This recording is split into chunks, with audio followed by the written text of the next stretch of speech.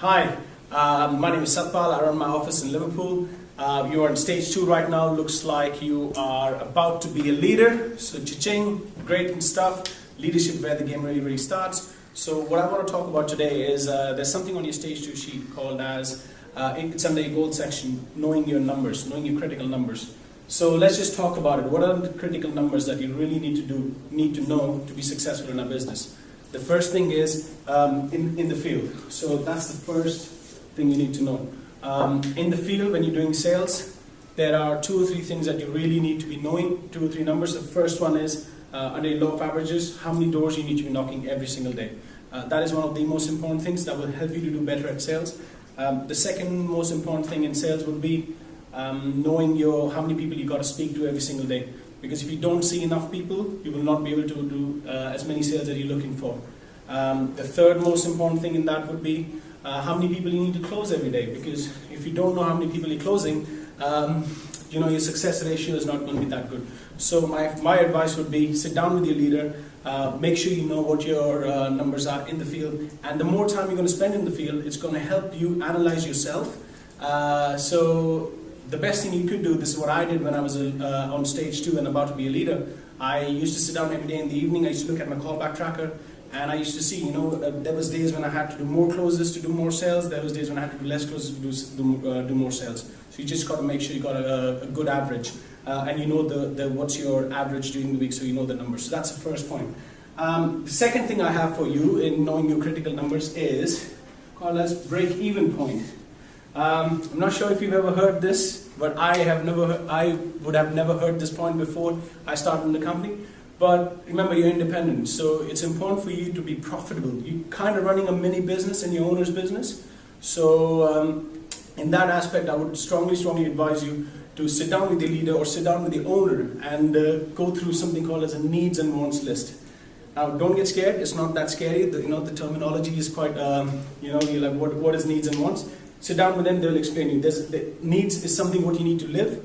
That can be anything like your rent, that can be your travel cost, that can be your food, that can be, I don't know, if you're a smoker, smoking is a need, can be smoke as well. That's your need. So you want to know every single week how much money do you need to make sure you can cover up all your important stuff, all your day-to-day requirements. Then you have something called as a want list.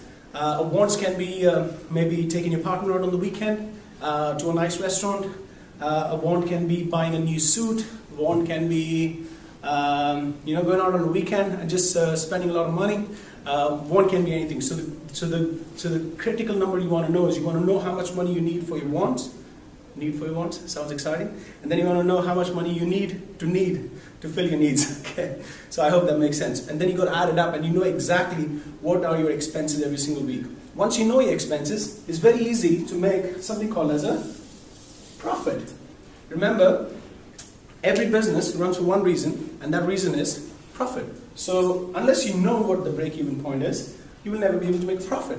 So my big advice to you right now would be to sit down with your leader, sit down with the owner, and they can just coach you through this, and that will help you. And finally, in knowing your critical numbers, I would advise you would be knowing your criteria to progress.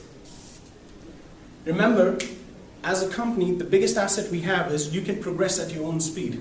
But if you don't know what numbers you need, you will never be able to progress. So the first criteria you want to know is what's your criteria to get promoted leadership. Remember, stage 2 is becoming a leader, which is stage 3. So you want to know in your office what's the criteria so that you can become a leader.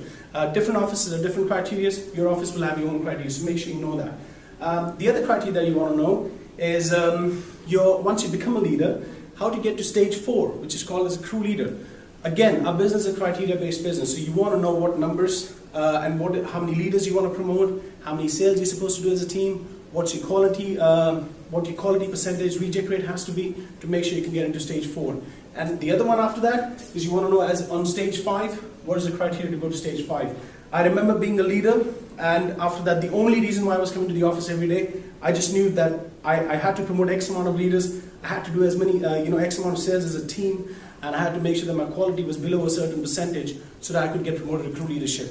Remember, our business is all criteria based. So the more you know your criteria, the more you know your critical numbers, it's going to help you. Cha-ching, thanks for listening, and all the best for your promotion.